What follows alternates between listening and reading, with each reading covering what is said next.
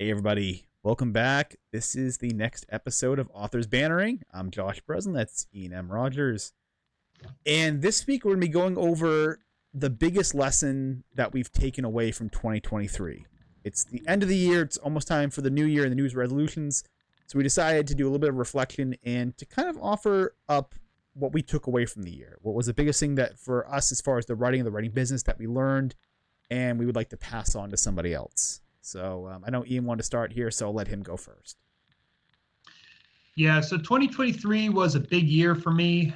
It was a big year for my work and a lot of expanding that I did. I moved, which was really, really big. And I got a novel signed, did a tremendous work on the draft for that novel, which is, I'm in the polishing stages of right now. And I had a lot of different things going on. But in terms of something that I learned, or rather in a lesson that was really, really reinforced in a really important way, was that it's okay to take long breaks from your writing. And I say that because, I had a pretty rough year. Moving was really hard and stressful. And then more recently, I went through a serious family emergency when my grandfather was, diagnosed with dementia. He couldn't live on his own anymore, which caused a lot of family upheaval, which I was a part of. And during that time, I found it impossible to write, or almost impossible to write, and to work on some things that I had planned, both because I was, physically busy throughout the day, but then also because I was so emotionally exhausted. This was taking its toll, and I think that had this happened maybe years earlier or at an earlier time, I would have kicked myself for it a lot, and I would have been very, very frustrated with myself, and it would have been just unbelievably atrocious that this was happening. But in thinking about it more and understanding, what was going on and how I was dealing with it, I realized that it's okay to acknowledge that sometimes life gets in the way and you can't write every day. And Josh, I know we talked about this like so many times, right? The value of writing every day versus not writing right. every day. For me personally, and I think for most people, when you have a for serious emergency or something that is so big that it occupies every day of your life and every worry and every ounce of your spare energy, I think it's okay to take a break and acknowledge that you are taking a break for this very specific emergency reason. And I felt like mentally I was very prepared to do that in 2023 in a way that I wouldn't have been 5 or 6 years ago. That's awesome. No, and I completely agree with that. I mean, the fact is, writing should enhance your life, but it's at times though, if it's getting in the way of bigger things that are going to improve it, you need to kind of realize that that's sort of trade off there and make those concessions. I agree. That's a good one too. Being a little bit easier on yourself. That's good. I like that. But how about you? So what's your biggest takeaway? I don't know if it's as serious so this takeaway, as mine. But. So I've been trying to think of how to say it. And it's takeaway that's sort of blended from the end of actually the last year into this year, which is the idea that I'm starting to realize that stories really don't take hold, and like the real heart of your story does not come through until you get to like the 5th or 6th draft of your story. This is something that's hit me now. It hit me both with Crease when I was getting this obviously ready for the publisher, like, well, over a year ago now, basically, but also just for self-publishing as well. When I was doing some later looks at it, later revisions to it, the heart was starting to come out. And even now, when I spent most of this year now going, working on my other novel there that I'm tinkering right now, that I'm on like the 6th or 7th draft now, I'm realizing more and more that the heart of the story, like the thing that you're really looking for at the story, doesn't start appearing to like the 5th or 6th draft. It's very strange to say it, but it's like the thing, you can sort of sense it with stories. Like you're like, this thing should happen, or if this was to happen, this would be awesome for the story. Or what I really want to tell people is it's there, it's kind of shining through, but you don't get it until like your 5th, 6th revision, and then it starts to click. Like, and I think it's a combination of just the time, both the time working on it and also time perhaps away from the earlier drafts, and also just the emotional distance that you have to the piece, that you can look at it a bit with a bit of some fresher eyes, basically, that you're not so attached to need it to come out good. Yeah, it's one No, of those things where even this critique. is making so much sense, and I guess Yeah. I've never thought about it in this way either. But I think that when you talk about the heart of a story that readers can really Hmm. see and appreciate and sense Yep. and put together, I think that there's almost none of that in a first draft because certainly my first drafts tend to be very incoherent, Yep. and a lot of that magic or that soul is just not quite there yet. It's in my head, or it's there in like a loose way, or I'm going to fix this later, or I'm going to plan that kind of way.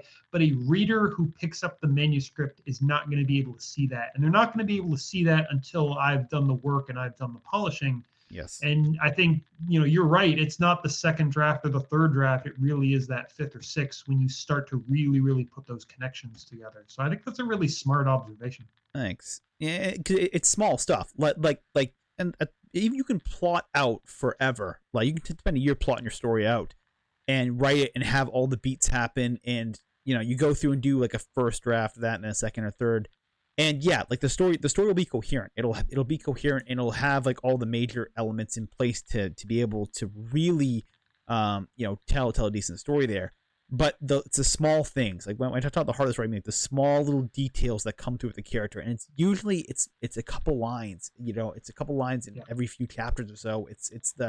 Or it's just the way you decide to show a scene, like it's altering a scene from having the character start here and reflect on this to starting somewhere else and reflecting on something else, and it's just a different approach to it, and it's really such small details that I don't think anybody can ever really show it to you. Like you can have critique partners that will say it's not working for me, or this needs to be changed here, right? But they can never really prescribe exactly what it is. And I think it's something where you as the author, just going through it, you will figure it out. And it's kind of, I think, the Yes. subtle joy of it too. Like when people talk about the joy of revision, the Yeah. joy of revising, I think when you get these moments here, when your story works, it's just awesome. And I'm writing kind of that high right now where I went through the next novel that I'm writing, and I reworked about the first 100 pages, just rewrote them.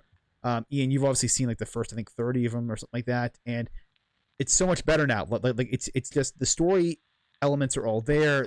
It's substantially it's not really different, but yeah, just the way I presented it, the way you show the characters, and the small little things that come through, it's magic. It really is. And so I think Mhm. for me, I've had to learn to go deeper with my drafts, like to actually do more of them too, to not get to like the fifth or the sixth and say, all right, it's time to send it off, but to think maybe we're getting close to double digits here, maybe Yeah. get to 10, maybe try to aim for that and see what might happen if you can get to that level.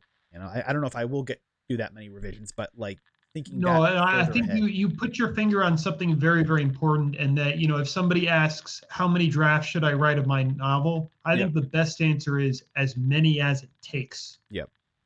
And But it's tough, the right? idea that you can't say like, haha, the sixth draft is always going to be the draft. Yep.